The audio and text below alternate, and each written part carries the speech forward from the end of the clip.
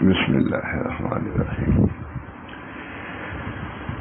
نحمده ونصلی علی رسوله الکریم اما بعد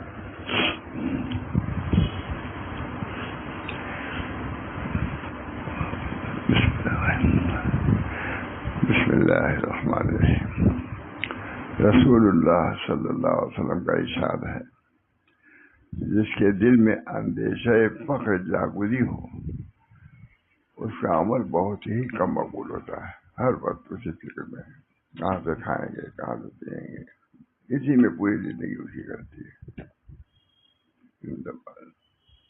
تھانے کا مشاہرہ جملہ متن ہے، سالوں سے سنا رہا نہیں، مولانا جب سے دیے ہوں تب سے سنا، مکے میں سنایا ہے، اس وجہ سے عربی میں میں نے لوگوں سے کہا بھائی سن تو رہے ہو اردو میں، اہو عرب میں، تو اس کی عربی رہتی، عربی ترجمہ ہے، تو میں نے بھیجا اپنے دوستوں کو۔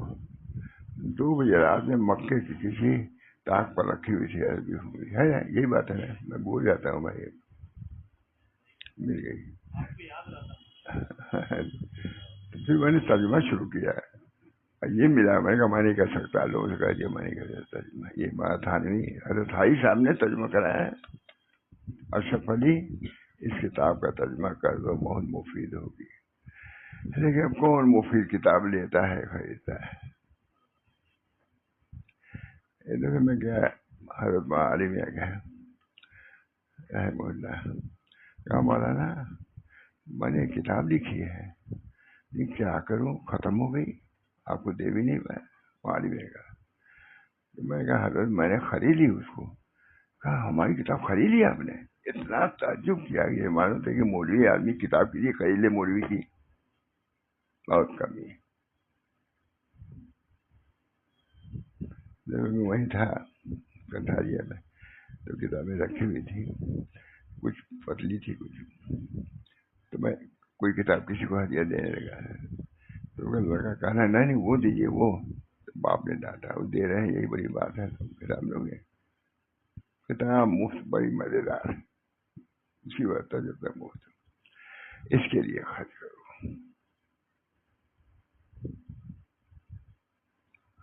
خدا حضرت کوئی کتاب سے کہا لے لو اس کو، تم نہیں پڑھو گے تمہارے لڑکے پڑھیں گے اس کو۔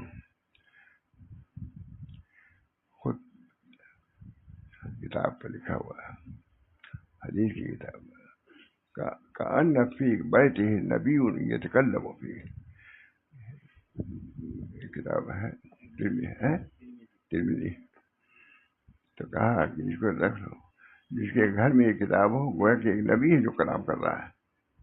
کتاب کے وقت ہے، ناول کی جتنی وقت ہے وہ کتاب حدیث کی طرف سے پڑھی جاتی ہے، ناولیں رکھی جاتی ہیں سامنے۔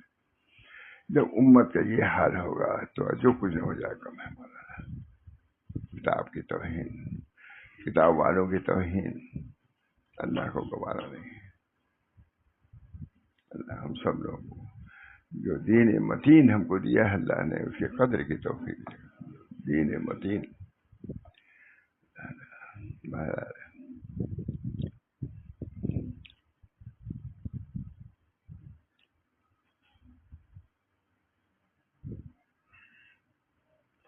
ظالمین وہ لوگ ہیں، بہت ساری کتاب ہے، حضرت حاجی صاحب کے کہنے سے مکہ معظم میں گئے، وہی آپ نے یہی دیا تھا، لیکن پڑھا میں نے اس کو مکہ میں جا کر کے، اس کو آپ کو بھی یاد ہے نا؟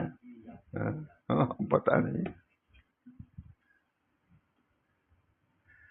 ظالمین وہ لوگ ہیں جو ذخیرہ کرتے ہیں مال کو بخل سے، اور دولت بڑھانے کو امساک کرتے ہیں، دولت بڑھانے کے لیے روکتے ہیں خرچ نہ ہونے پائے، ان کو مال سے اتنی حب الدنیا راس کل خطیہ، حب الدنیا، یہ حدیث ہے کہ نہیں؟ کہتے ہیں سنا، کیا آدمی سنا ہم نے، حب الدنیا راس کل خطیہ، تمام خطیہ کے دنیا ہے۔ اللہ تعالیٰ ہم سب لوگوں کو حب دنیا سے نجات دے۔ جو حب دنیا وہ جو مطلوب نہیں ہے، مذموم ہے، وہ حب دنیا مراد ہے۔ نفس حب دنیا مطلوب ہے، جب طلب ہوگی تو تب تو کمائے گا اپنے بال بچوں کو پرورش کے لیے، دنیا کو محبوب رکھتا ہے تاکہ حاضر ہو تو ہمارے بال بچوں پر یہ تو دین ہو جائے گا۔ ظالمین وہ لوگ ہیں جو ذخیرہ کرتے ہیں بخل سے، تھانوی کا ترجمہ ہے یہ تھائی صاحب کے حکم سے۔ ظالمین وہ لوگ ہیں جو ذخیرہ کرتے ہیں بخل سے اور دولت بڑھانے کے لیے امساک کرتے ہیں، روکتے ہیں۔ کہاں ہے؟ شیخی بڑھانے کے لیے اور فخر کرنے۔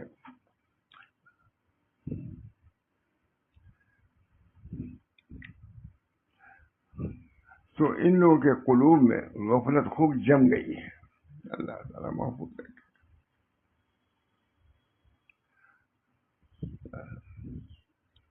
تو ان لوگوں کے قلوب میں غفلت خوب جم گئی ہے اور ان کے نفوذ پر حرص غالب آ گئی ہے، یہی کہا بات نہیں کرتے۔ ان کی حرص دنیا سے فراغت نہ پائی، ان کی حرص دنیا سے فراغت نہ پائی۔ بہت نظر تو ایک آدمی تھا، مرتے مراتے پڑا کپڑا اتنے آنے گز کا، پڑا چیز اتنے روپے کی آنا ہو میں جان نکل گئی ہے، لیکن زبان سے اس کو یہ نکل رہا ہے کہ فلاں کپڑا اتنے آنے گز کا، فلاں کپڑا لیا ہے۔ اللہ محفوظ رکھے، سب کو ڈرنا چاہیے۔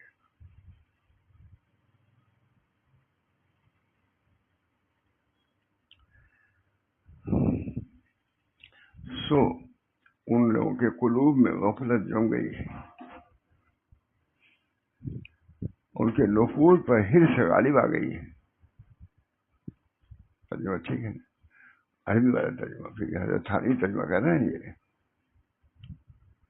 ان کی حرص دنیا سے فراغت نہ پائے گی۔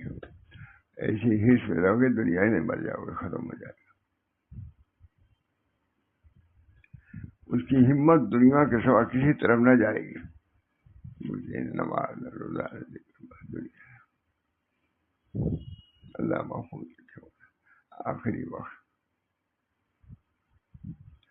ہم لوگ کہیں سفر میں تھے تو حضرت بادشاہ محمد احمد صاحب، تو کسی کے وفات کی خبر دی اور اس میں اچھی بات ہے کہ وہ کہا میں یہی چاہتا ہوں کہ اپنے لوگ بہت ایسے حال میں ہو۔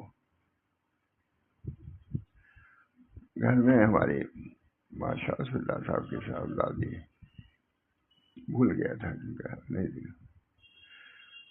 وفات ہونے لگی حضرت، ہماری نماز آپ لوگ قضا ہے۔ اور ایک بات تھی بھول گیا میں، ہاں اس کو یاد کر لکھ لیے ایسی بات ہے، اب ہم بھی بوڑھے ہونے لگتے ہیں، بھول گئے تھے بچوں گیا میں جہاز پر بھی، اب بھی آخر جہاز جانے لگا، مطلب کہ جہاز میں جا رہے تھے اوپر گیا، بچوں کا خیال رکھنا اور کیا، ہاں بچوں کا خیال رکھنا۔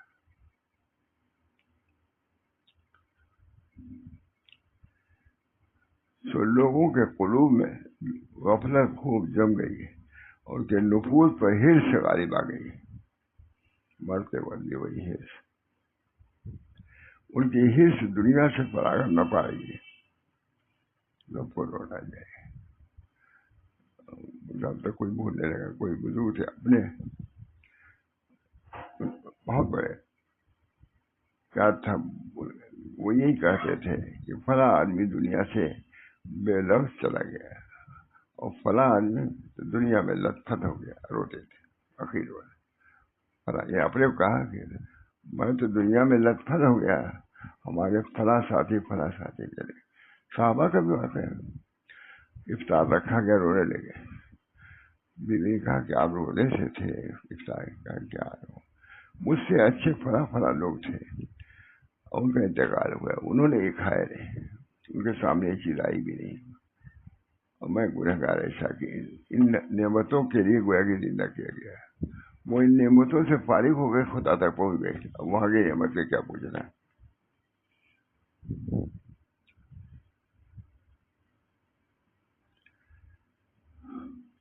لوگوں کے قلوب میں غفلت خوب جم گئی ہے، اور ان کے نفوذ پر حرص غالب آ گئی ہے۔ تھانوی ترجمہ کر رہے ہیں، حضرت حاجی صاحب کے حکم سے ترجمہ کر رہے ہیں۔ ان کے حرص دنیا سے فراغت نہ پائے گی، ان کی ہمت دنیا کے سوا کسی طرف نہ جائے گی، ان کی محتاجی ثابت ہے۔ حضرت حاجی صاحب کا حکم مصنف خود تھانوی کا کہنا اور ترجمہ کرنا، ان کی ہمت دنیا کے سوا کسی طرف نہ جائے گی، ان کی محتاجی ثابت ہے، محتاج ہیں، اگرچہ ظاہر میں غنی ہو، ظاہر میں تو مالدار لیکن بالکل فقیر در فقیر ہے۔ ان کی ذلت ظاہر ہے، اگرچہ دیکھنے میں معزز ہو۔ ترجمہ ٹھیک ہے، تھانوی ترجمہ کر رہے ہیں۔ میں تو بھائی اللہ آپ کو جزائے خیر کہتا ہوں، نہیں یہ کتاب آپ نے لیا ہے، میرے پورا متن ہے یہ، لیکن 10-20 مرتبہ سنایا ہوگا کہ نہیں، مختلف وقت سے۔ ان کی ذلت ظاہر ہے، اگرچہ دیکھنے میں معزز ہے لیکن بڑے فقیر لالچی ہیں سب، بہت سمجھتے ہم لوگ صاحب کا پردہ رہتا ہے، بوڑھے سے بوڑھے وہاں جاتا ہوں، نظر ان کی رہتی ہے چیزوں پر، گجرات میں جاتا ہوں تو جو لوگ جاتے ہیں تو جو ہریاں آتے ہیں نا اشیاء رکھا ہوا ہے دین کے لیے، کیا کرو گے لے کر کے؟ ظاہر ہے اگرچہ دیکھنے میں معزز ہوں، یہ لوگ دنیا سے سیر نہ ہوں گے اور اس کی طرف سے سست نہ ہوں گے، اس میں بڑے چالاک۔ اسباب دنیا ان کے ساتھ کھیل کرتے ہیں، بازی کرتے ہیں، کھیل۔ ان کے متفرق رب ہو رہے ہیں، ایک رب نہیں ہے، بہت سے رب۔ یہ لوگ چوپایوں کی طرح ہیں، بالکل جانوروں کی طرح ہیں، رونے کا مقام۔ حضرت تھانوی ترجمہ کر رہے ہیں، حضرت حاجی صاحب کا حکم سے۔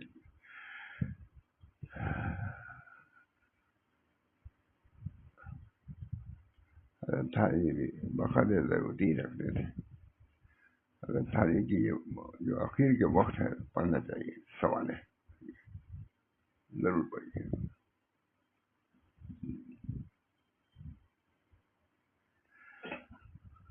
اسباب دنیا ان کے ساتھ بازی کھیل کرتے ہیں، ان کے متفرق رب ہو رہے ہیں۔ یہ لوگ چپایوں کی طرح ہیں، بالکل جانور، بلکہ ان سے بھی زیادہ گمراہ ہے۔ ڈرنے کی بات ہے نہیں مان۔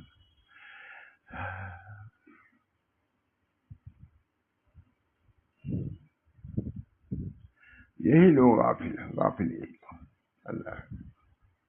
اللہ ہم سب لوگوں کو فکر آخرت عطا فرمائے، خوف آخرت عطا فرمائے۔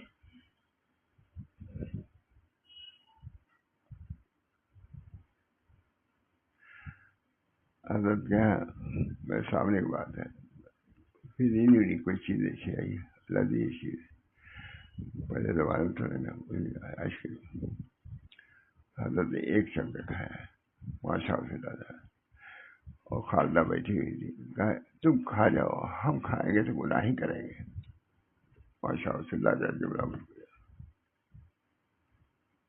میں کمرے میں ان کے جاتے ہی رہتے تھے، اللہ کا شکر ہر وقت ٹہل رہے تھے اور یہ پڑھ رہے تھے، تو پیر شدی حافظ ازمائے کدا بے روشو رندی واہ وسنا کی درہ دے شبہ بولا۔ ماشاء اللہ میں خود سنا، کسی نے وہ شعر داسا اللہ سے تو کسی نے سنا بھی نہیں، اوپر سے بھی نہیں تھے، اس وقت تنہا تھے، ٹہل رہے، تو پیر شدی حافظ ازمائے کدا بے روشو رندی واہ وسنا کی درہ دے شبہ بولا۔ اب بڈھے ہو گئے حافظ، نکلو اس سے، میں کھانا ہمارے جوانی کے لیے ہے، بڑھاپے کے لیے نہیں ہے۔ ہم نے خود سنا، ٹہل رہے تھے کمرہ کے پیر شدی حافظ ازمائے کدا بے روشو، رندی و حوصلہ کی در عہد شباب، جوانی میں تو ٹھیک ہے، بڑھاپے میں بھی یہ چیز تمہاری چل رہی ہے۔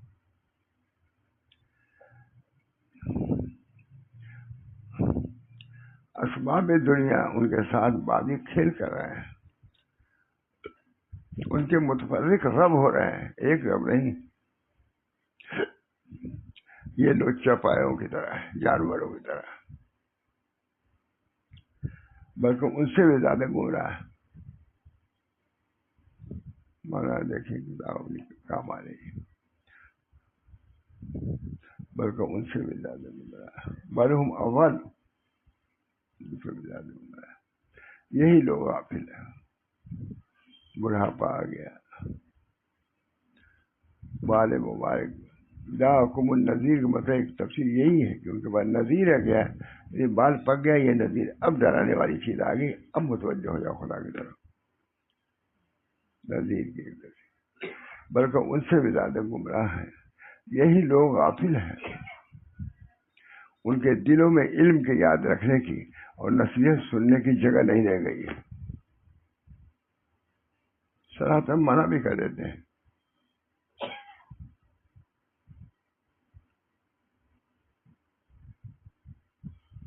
واقعات کیا بیان کیے۔ ایک صاحب گئے، ہم کیا تو ان کی وہ دین کی باتیں کرنے لگی، آخرت کی، کہا مولوی لوگ کے سامنے تو یہی بات ہونی چاہیے کہ میں تم منع کر رہے ہو طالب کے سامنے۔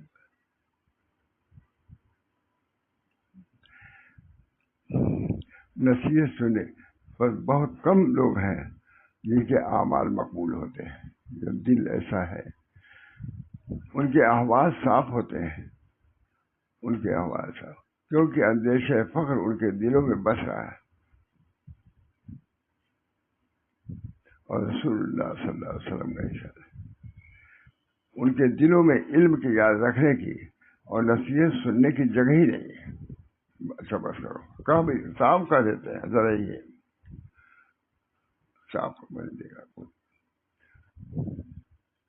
پر بہت ہی کم ان کے اعمال مقبول ہوتے ہیں، ان کے احوال صاف ہوتے ہیں، کیونکہ اندیشہ فخر ان کے دلوں میں۔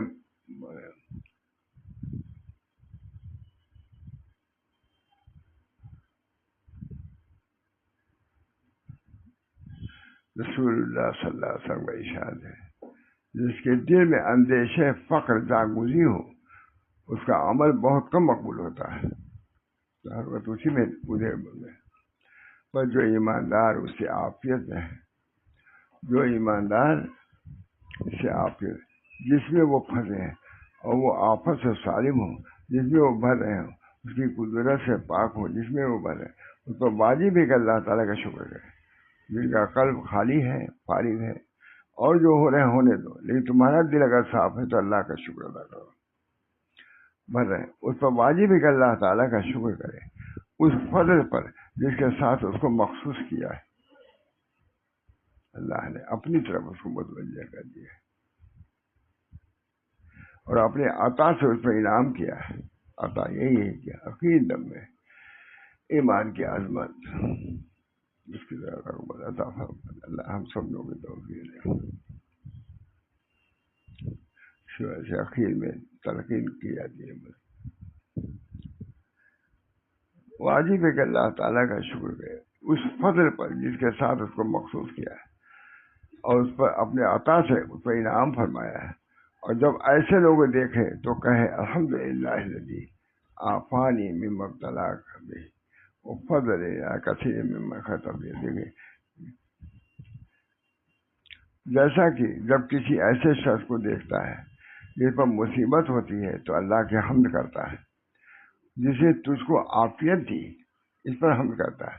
جب جو لوگ دنیا میں پھنسے ہوئے ہیں، خوب ہیں، تو ان پر شکر ادا کرو کہ تم کو اس میں مبتلا نہیں کیا، اور اس وقت اپنے مولا کے انعام کا مشاہدہ کرتے ہیں کہ ہم کو اس چیز میں بلا میں مبتلا نہیں فرمایا ہے، نہیں کہ نہیں ہم اللہ کے حمد کرتا ہے جسے تو اس کو عافیت دی اور اس وقت اپنے مولا سے انعام کا مشاہدہ کرتا ہے. اسی طرح تجھ پر واجب و سزاوار ہے کہ اللہ کا شکر کرے جب تجھ کو اسباب دنیا اس میں پھنسنے سے اللہ نے عافیت دیا ہے. یہی پوری کتاب کا خلاصہ یہی مطلب. اور دوسروں کو مبتلا کرے اور ان کو حقیر نہ لے. لیکن یہ بھی ہے کہ ان کو حقیر نہ سمجھو, اپنی نعمت کا شکر ادا کر, بلکہ بجائے حقیر سمجھنے کے ان پر رحم کر اور بجائے بد دعا کے ان کے لیے دعا کر. جو لوگ پھنسے ہوئے ہیں ان کے لیے دعا کر. اور عارف باللہ حضرت معروف کرخی کے فعل کا اتباع ہے جو سراپا معروف یعنی نیکی تھے. ایک قصہ ہے, قصہ یہ ہے کہ ایک بار حضرت معروف کرخی اپنے یاروں کے ساتھ, اپنے دوستوں کے ساتھ دجلے پر گزرے, کشتی سے گزرے. ان کے یاروں نے دجلے پر ایک جلسہ دیکھا جو کہ اہل لہو و لعب و نشاط تھے. یہ کشتی تھی, اس پر گانا بجانا سب ہو رہا چل رہا تھا. سب نے عرض کیا کہ اے استاد ان کے لیے بد دعا کیجیے. یہ لوگ خرقائی لوگ تھے, خرقاہ کی طرف کشتی جا رہی تھی, ایک لہو لعب والوں کی کشتی جا رہی تھی. تو ان لوگوں نے, خرقائی لوگوں نے کہا کہ انہیں بد دعا کیجیے. سب نے عرض کیا کہ اے استاد شیخ ان کے لیے بد دعا کیجیے. آپ نے دونوں ہاتھ اٹھا کر عرض کیا, یا اللہ تو نے جیسا اس کو دنیا میں خوش رکھا ہے آخرت میں بھی اس کو خوش رکھ.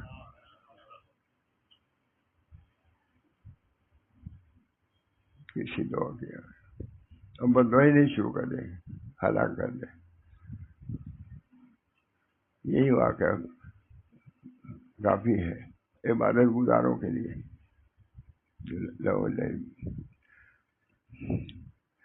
جیسا ان کو دنیا میں خوش رکھا ہے آخرت میں بھی ان کو خوش ہے. کچھ یاروں نے عرض کیا, ترجمہ میں بات یاروں والا کر رہا ہے. کچھ یاروں نے عرض کیا کہ اے استاد ہم نے تو بد دعا کرنے کو کہا تھا.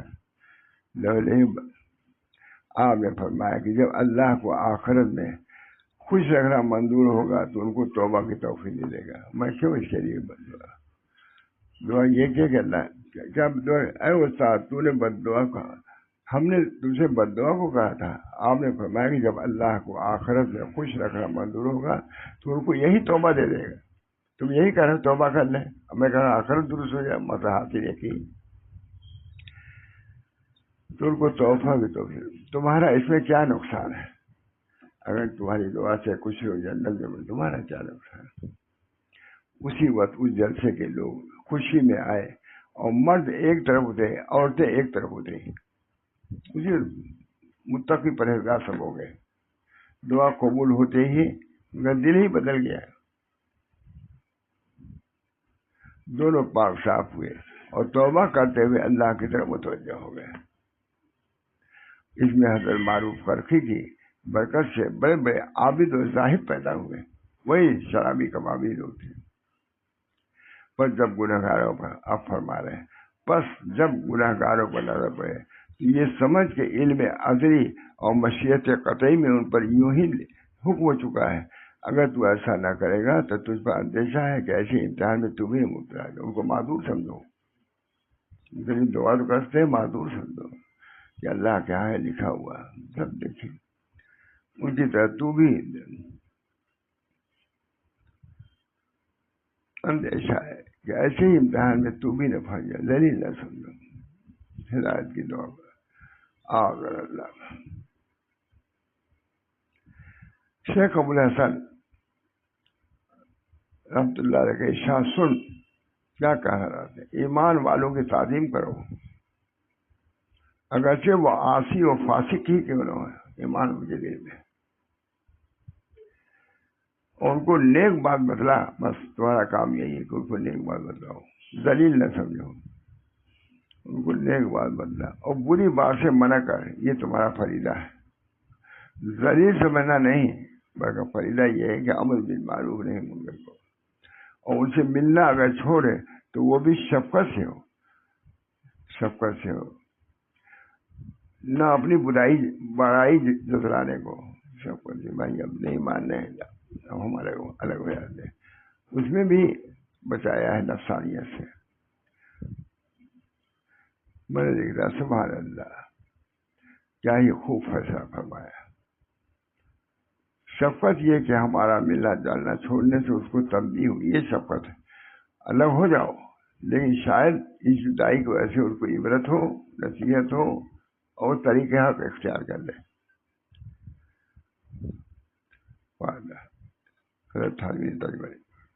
اللہ تعالیٰ ہم سب لوگوں کو طریق کو سمجھنے کی بھی توفیق دے اور چلنے کی بھی توفیق دے۔ ہمارے مشائخ سب لکھ چکے ہیں، اتنی پتی کتاب پوری ہے کہ نہیں، کتنے دن سے سنا رہے ختم ہی نہیں۔ اللہ تعالیٰ ہم سب لوگوں کو طریق حق پر لے چلے، دکھلائے اور اپنی حقیقت ہم پر وعدے فرما دے۔ من عرف نفسہ عرف ربہ، جو اپنے نفس کو پہچان لے گا ذلت کے ساتھ تو اللہ کو پہچانے گا عزت کے ساتھ۔ جو شخص اپنے نفس کو پہچانے گا جہل کے ساتھ تو اللہ کو سمجھے گا علم کے ساتھ، ہے کہ نہیں؟ اللہ تعالیٰ ہم سب کو توفیق دے۔ وآخر دعوانا الحمدللہ رب العالمین۔ دعا کیجیے اللہ عافیت عطا فرما۔ اللہ تعالیٰ ہمارے نفس کے برائیوں سے، اس کے خدا سے محفوظ فرما۔ اللہ تعالیٰ راہ حق کو ہم پر واضح فرما اور پر چلنے کی بھی توفیق مرحمت فرما اور قبول فرما۔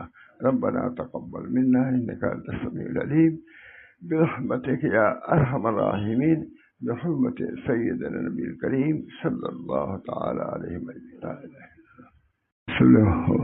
حضرت سیدنا انس رضی اللہ تعالیٰ عنہ سے روایت ہے کہ رسول اللہ صلی اللہ علیہ وسلم ایک دیہاتی صحابی کے پاس سے گزرے۔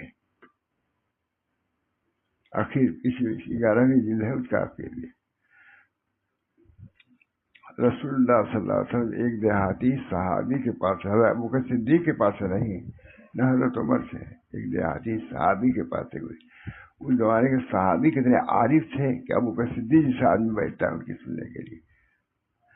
حضرت سیدنا انس روایت ہے کہ رسول اللہ صلی اللہ علیہ وسلم کہ رسول اللہ صلی اللہ علیہ وسلم ایک دیہاتی صحابی کے پاس سے گزرے جو دوران صلاۃ ان الفاظ میں دعا کر رہا۔ حضور نے سنا کیا دعا کر رہا ہے۔ ہمارے یہاں رہتے تھے ایک دیہاتی، آپ جانتے ہیں دیہاتی یہ سمجھیے، تو دعا میں دقت وغیرہ کا بیان تھا کہ ہاں بھائی دعا میں دقت اگر دیکھنا ہو تو فرد طالب علم ہو اس کی دعا دیکھو، قدر اس کی قدر کی، تم سے کمتر تھا لڑکا ہی تھا۔ بہرحال ایک دیہاتی صحابی کے پاس سے حضور اقدس صلی اللہ علیہ وسلم گزرے جو دوران صلاۃ ان الفاظ میں دعا کر رہا تھا: اے وہ ذات جو نگاہوں سے پوشیدہ ہے ہی نہیں سننے لگے، اے وہ ذات نگاہوں سے سب سامنے ہے، اے وہ ذات جو نگاہوں سے پوشیدہ ہے، جو خیال اور گمان میں سما نہیں سکتا اور ماہر شخص بھی اس کے صفات بیان نہیں کر سکتا۔ اللہ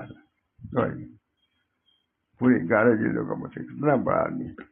حضرت تھانوی فرماتے تھے کہ 2 آدمی پر علوم کا انکشاف ہوتا ہے، غالباً علامہ شعرانی کا ایک علموں کا علوم کی پتجھڑ، جیسے پتجھڑ علوم کے پتے جھڑتے ہیں اسی طرح علموں پر علوم جھڑتے ہیں۔ اے وہ ذات جو نگاہوں سے پوشیدہ ہے، جو خیال و گمان میں سما نہیں سکتا اور ماہر سے ماہر شخص بھی اس کے صفات بیان نہیں کر سکتا، اور جس میں حالات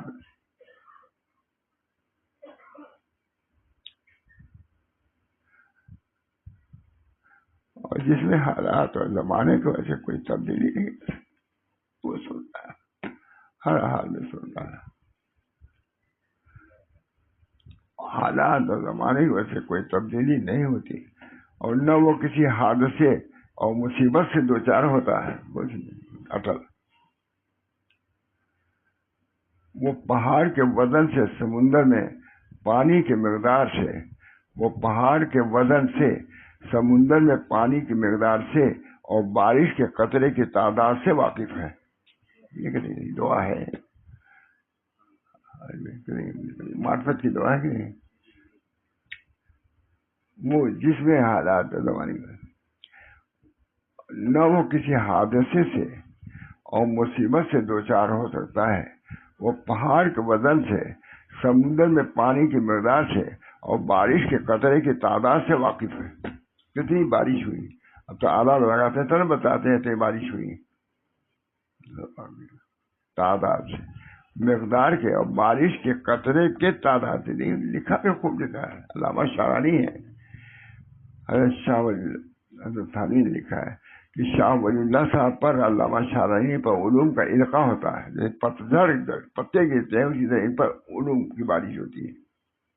تو معلوم ہے کچھ نہیں کسی کو. یہ سب کی ذات ہے، مولوی لوگ کون پڑھ رہا ہے، تو کس کو فرصت پڑھے.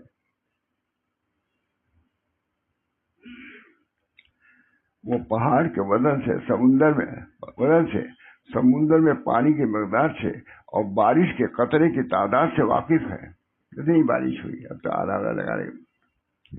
وہ درخت کے پتوں کی تعداد سے باخبر ہے، کتنے پتے، اور اس بات سے آگاہ ہے کہ زمین و آسمان میں موجود چیزوں کی تعداد اور مقدار کیا ہے. علامہ لکھ رہے ہیں، میں علامہ شاہ ہے. اس سے نہ تو آسمان کا کوئی حصہ پوشیدہ ہے اور نہ زمین کا کوئی ٹکڑا پوشیدہ ہے، اور نہ سمندر کی تہ میں اور پہاڑ کے اندر رہنے والی کوئی چیز پوشیدہ ہے. کتنی مچھلیاں ہیں، کتنی. اے میرے پروردگار، میری زندگی کا آخری حصہ سب سے خیر کر دے. دعا کر رہے ہیں، سب سے آخری حصہ وہ خیر کر دے، یہ ایمان بخاتمہ ہو. اور میرا آخری عمل سب سے بہتر کر دے. معرفت یہ ہے نا، کتنی بڑی کتاب لکھا ہے، دعا بھی دیکھیے کیسی معرفت کی. اور میرا آخری عمل سب سے بہتر کر دے، اور میرے لیے سب سے اچھا وہ دن بنا دے جس میں میری تجھ سے ملاقات ہو. آپ سے اس کے بعد رسول اللہ صلی اللہ علیہ وسلم کو نے ایک صاحب کو مقرر فرمایا کہ جب یہ وہ بدوی دیہاتی یہ دعا کر رہا تھا. اس کے بعد رسول اللہ صلی اللہ علیہ وسلم نے ایک صاحب کو مقرر فرمایا کہ جب یہ شخص نماز سے فارغ ہو جائے تو انہیں میرے پاس لے آؤ. دیہاتی ہے لیکن معرفت الہی موجود ہے کہ قلب میں معرفت. جب یہ شخص نماز سے فارغ ہو جائے تو انہیں میرے پاس لے آنا. چنانچہ وہ نماز کے بعد رسول اللہ صلی اللہ علیہ وسلم کی خدمت میں حاضر ہوئے. رسول اللہ صلی اللہ علیہ وسلم کے پاس ایک سونے کی کان سے کچھ سونا ہدیہ میں آیا ہوا تھا. آپ نے انہیں وہ سونا ہدیہ میں دے دیا. معلوم ہوا ہے کہ ایسے لوگوں کو ہدیہ دے دینا، ایک دین کی بات ان کو حاصل تھی ہدیہ میں. پھر اس دیہات کے رہنے والے شخص سے پوچھا کہ تم کس قبیلے کے ہو؟ انہوں نے عرض کیا، یا رسول اللہ، میں قبیلہ بنو عامر ابن صعصعہ سے ہوں. آپ نے ارشاد فرمایا، کیا تم جانتے ہو کہ یہ سونا میں نے تمہیں کیوں ہدیہ کیا؟ انہوں نے عرض کیا، یا رسول اللہ، اس وجہ سے کہ ہماری آپ کی رشتہ داری ہے. ہماری آپ کی ایک قبیلے کے ہم لوگ ہیں. آپ صلی اللہ علیہ وسلم نے ارشاد فرمایا، رشتہ داری کا بھی ایک حق. دیکھیے تھی معتدل بات ہے، رشتہ داری کا بھی ایک حق ہے. یہ کہ نہیں رشتہ داری کا بھی ہم لوگ کہتے نہیں، ہم لوگ انداز یہی ہے جو ایسی باتیں کریں کیا بکواس ہے. حضور کا جواب سنیے، سیکھنے کی بات ہے. حضور کیسے بولتے تھے، کسی کو کیسے، اگر کوئی بات سخت کہتے حضور کا کیا انداز ہوتا تھا، تو چلے جانا. نہ بولنے کے ڈھنگ، نہ بتانے کے ڈھنگ، نہ چلنے کے ڈھنگ، نہ سونے کے ڈھنگ، نہ اٹھنے کے ڈھنگ. کو سنت کیا ہے سونے کی، اٹھنے کی، بولنے کی، اللہ ماشاء اللہ. آپ صلی اللہ علیہ وسلم نے ارشاد فرمایا، رشتہ داری کا بھی ایک حق نہیں عمدہ بات ہے. انہوں نے کہا رشتہ داری ہم لوگ رہتے کیا کریں، رشتہ داری کیا کہتے